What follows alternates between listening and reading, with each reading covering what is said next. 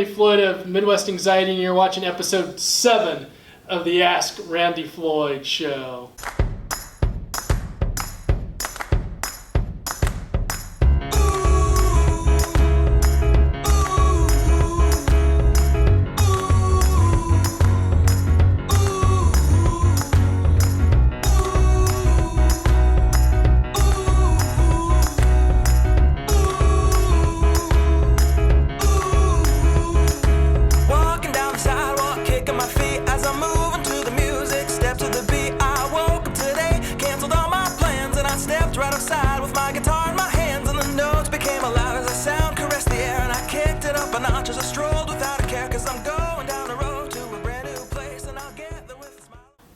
Well, here we are again. We're at Baker night, the second night of 4 nights this week, and really appreciate everyone at Baker inviting us for this week. Certainly Wowzer's co-hosting again with me here at Baker, and we're just here on the Overland Park campus. Continuing to bring you content this week and try to answer your questions, reaching out to the Baker students and just really not only the Baker students, but everyone that views our show, and just really trying to continuing to open up that conversation about social emotional struggles, positivity, optimism, kindness, just a variety of different things.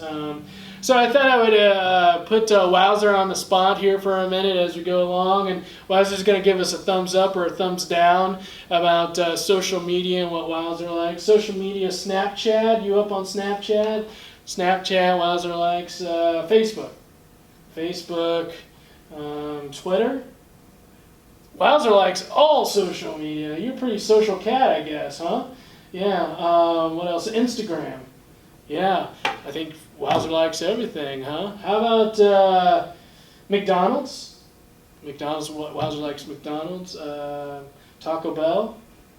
Not so hot on the Taco Bell. Maybe he had a bad experience with the Nacho Bel Grande or something like that, huh?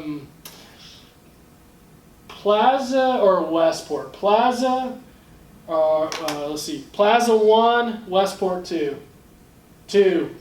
Wowzer likes Westport. Hey, Wowzer, you seem like a pretty fun cat. Yeah. I really appreciate getting to know Wowzer, and certainly as we get going in kind of what we're doing here on Baker, hopefully we'll continue to reach out to the students and the faculty. But I think we've got a pretty good show planned for tonight. Last night we had Jake Bucharan. He's the dean of the School of Professional and Graduate Studies, and he definitely, we're excited to have him on, and I think we'll have another guest or two this week.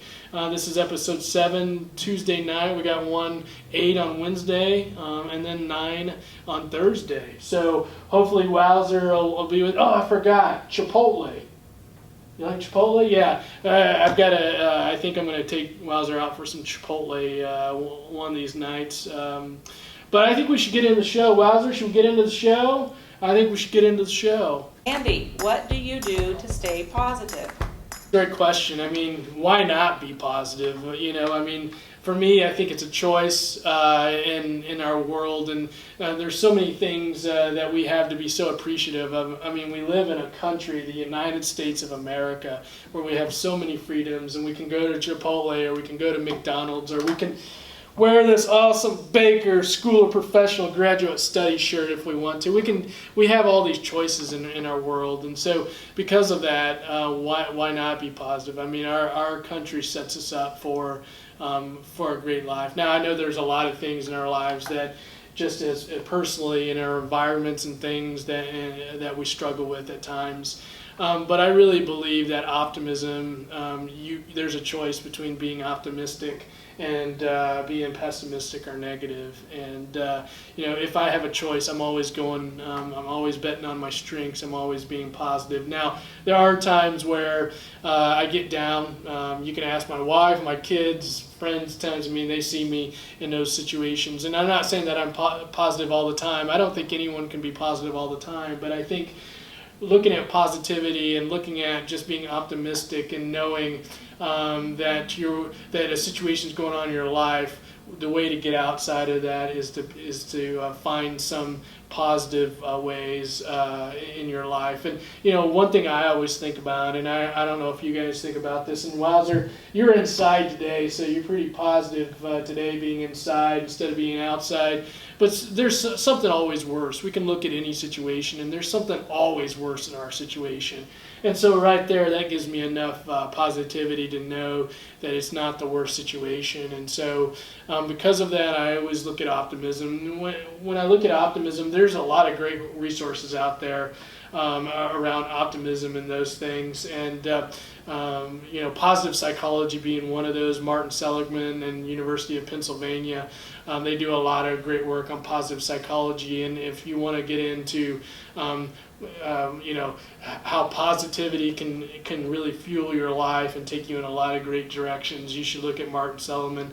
Life is Good is another one of those, and I really spend a lot of time. I've got several of those T-shirts, and when it says life was good on there, it's just kind of automatic. Spread good vibes, life is good. For some reason, that kind of sticks on my mind, and just kind of gives me a mental reminder. So I challenge you guys, I challenge you, Wowzer. Think about in your life, you have a choice. You can be either optimistic, you can either think positive, or you can think negative. And no matter, I guess, what direction you go is going to be, kind of where your emotions and your thoughts and your behaviors and all that go. So choose positivity over negativity, and I think you'll find yourself having a lot of good times. I have a child struggling to go to bed on time. She keeps getting out of bed and doesn't finally go to sleep until very late. I know a lot of you parents probably can relate to this question, because that bedtime is it's a struggle, and it can be a struggle for many different in many different ways.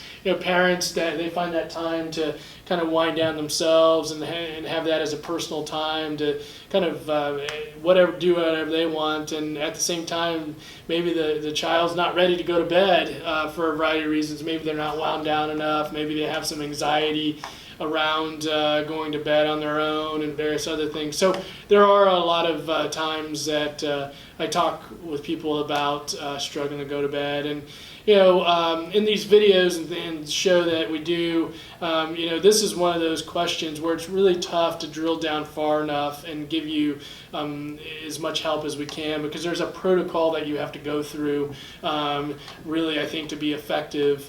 But when we look at bedtime, we also look at other times, and sometimes children have trouble separating from their parents, and this is a bedtime thing that they have trouble with that.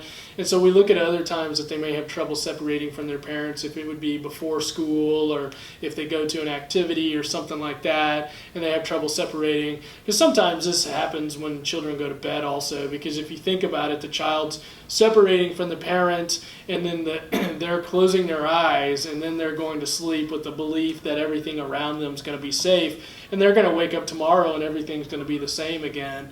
And so this question is something that a lot of parents struggle with. And so really what I think that you have to do is set kind of this expectation that you're going to basically tell them good night in whatever way that you do. And then really after that point, there can't be a whole lot of points where you come back in their room. And I know a lot of parents do a lot of rituals, and I won't get into that tonight, but I think you've got to remove yourself from that room in a good amount of time, where you don't wait until that child goes to bed, because what we're wanting them to do is develop those skills while they're in that room by themselves, to be able to calm themselves and soothe themselves and various other things. And so you really have to remove yourself while they're still in that awake state. So you got to set up that expectation once you leave, that room, that these things, quiet, and there's a lot of things that that can be done with the child to self-soothe and those things. But after you leave the room, then you've got to really create that expectation around quiet and not coming out of the room, and get all that stuff done before lie down. And then really what I like to do, and this is something that I'll give you, is that you create these expectations in this thought that the time period that they're loud, or the time period that they're getting out of their room, that tomorrow they're going to owe you that time. And what they're going to do is they're going to owe you that time. So if they're loud and those things for 15-20 minutes, or they're out of their bed and they won't get back in their bed, and they spend, they go to bed at 8:30 and they're up until, let's say, 9 o'clock, maybe they owe you 30 minutes or so of that time. Now the next day, what they're going to do is they're going to practice in their bed of self-soothing and doing those things, and so you're going to ask that they do that. So if they're going to spend that time at nighttime getting out of bed and being disruptive, then tomorrow we're going to practice that in their bed. And so because of that practice, a lot of kids don't want to have to do that practice the next day. They'd rather just play video games or whatever else it would be. And so that kind of not only helps reinforce, if they are having trouble at nighttime, self-soothing, that kind of stuff, you find a space outside of that bedtime to practice that. But also there's that kind of built-in natural consequence of owing that time. And a lot of times I find that if parents can get a good protocol around that and can stick with it, that seems to kind of level things out some. Of course, there's a lot of other situations that can kind of play into that. That I won't go to in the show, but that kind of gives you some idea that really you have to create those expectations for your child, and then follow up with them with the consequences and the reward to say, wow, you did an excellent job sleeping in your bed last night, and follow up with that, and kind of give them some rewards, and if that's something that they've done. So hopefully that's helpful. We just have to remember that there is this separation that goes on between parent and child. There's a variety of factors that go into that, but your child's going to look to you for that confidence, and your child's going to look to you to kind of set that tone and that standard. And so we want you just to be emotionally neutral in that. Don't get too high, don't get too low on that, but just stay emotionally neutral and just set the tone for them. So hopefully that helps. I think I have anxiety, but I just really can't tell. How would I know? This is a really, as all these are great questions. And I guess I would say at the beginning, yes, you have anxiety now. I'm going to go a little different direction with this for just a second here. That I believe most of us have anxiety, and I'm a little concerned if we don't have anxiety, because anxiety, kind of in its most natural sense, is a way to protect us from danger. It's that fight or flight response, and we would add freeze into that, fight, flight, freeze response. But it's a way for us to protect ourselves, and this, it's a way for us to prepare for a potential danger.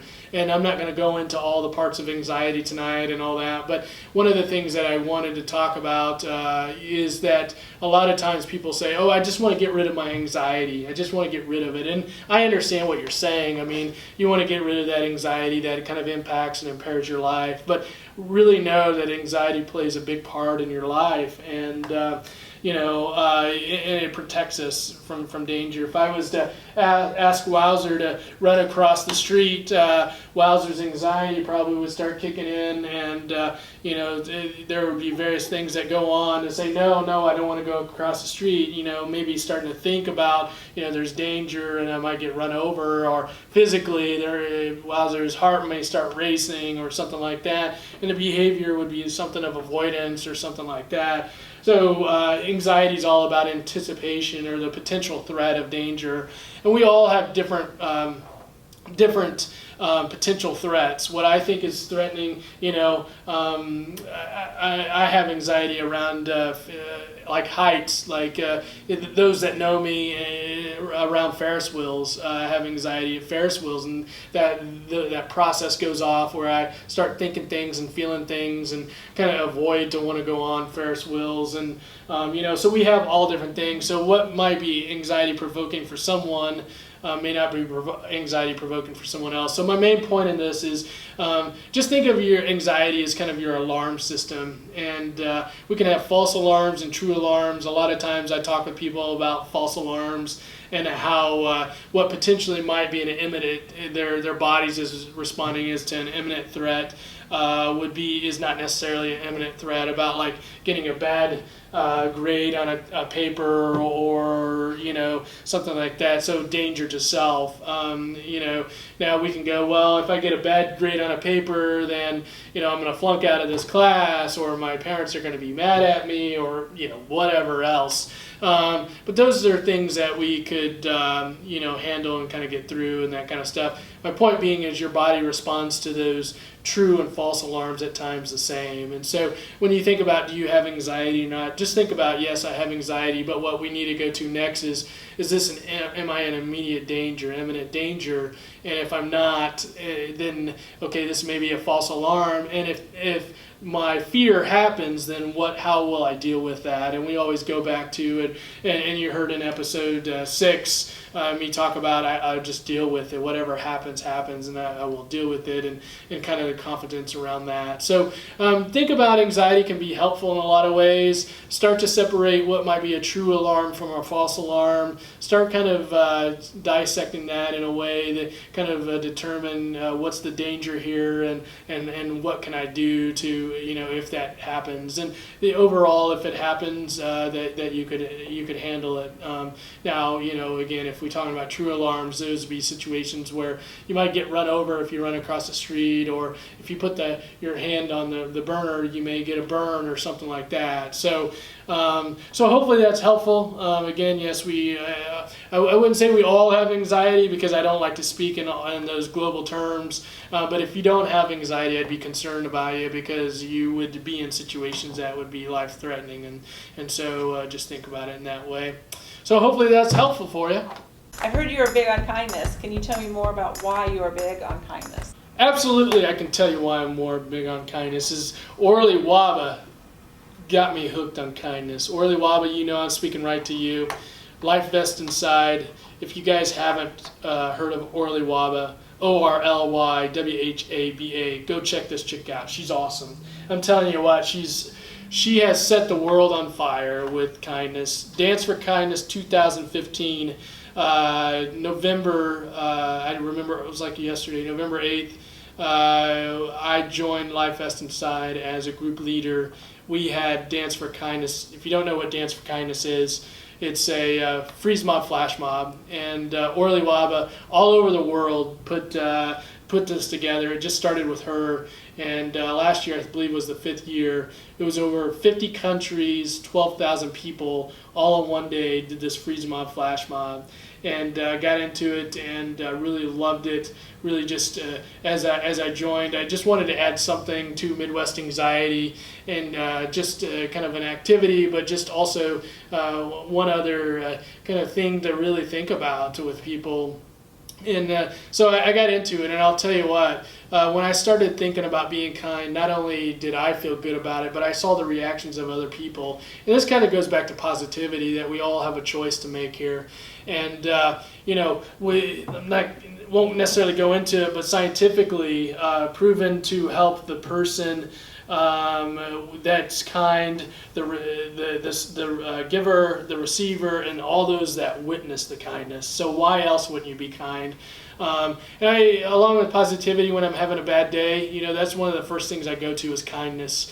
And kindness is something that I intentionally do. I see someone smile, I'll smile back, and it can be these small things. We kind of sometimes get into these big acts of kindness, but really it's the small things and really surprising people with them that I really just find awesome. And so through that, we've developed Be Kind Kansas, and really trying to set Kansas, kind of our whole state, on fire with kindness, and really developing Be Kind Club, Be Kind Clubs, and certainly I'll provide the links to those in the comments. But Be Kind Clubs, and really just traveling around. Next week we've got 40 hours, 40 hours, 5 days that we're going to be traveling all over the state, just really trying to spread kindness. So what I've found is not only helpful for me, but it's helpful for all those people around kindness. And really, I don't know, I haven't found to have a bad day when I've been kind, and really use kindness throughout my day.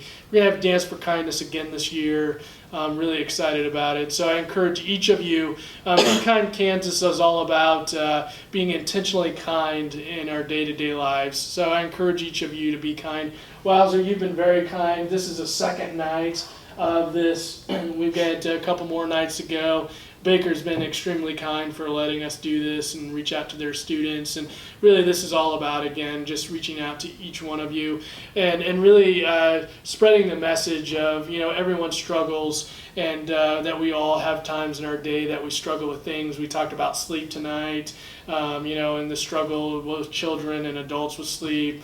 We talked about last night, adult children and parents struggling with being able to know what to do if you got a child that isn't functioning and going to work and school and those things. And so we all have our ways that struggle. At the same time, optimism, positivity, kindness, compassion, inclusion, all those positive things, strengths over struggles. Just trying to spread that message to as many people as we can. I thank each one of you for watching this. I really value that you take the time out of your day. I know that your time is very important, so I value that you took the time. Definitely leave any comments down below, and continue to watch our series this week. We've got 2 more nights. We've got tomorrow night, Wednesday, and then we've got Thursday, and then certainly, hopefully, we'll be back on Baker's campus and future dates to be able to continue things like this. So until next time, take good care.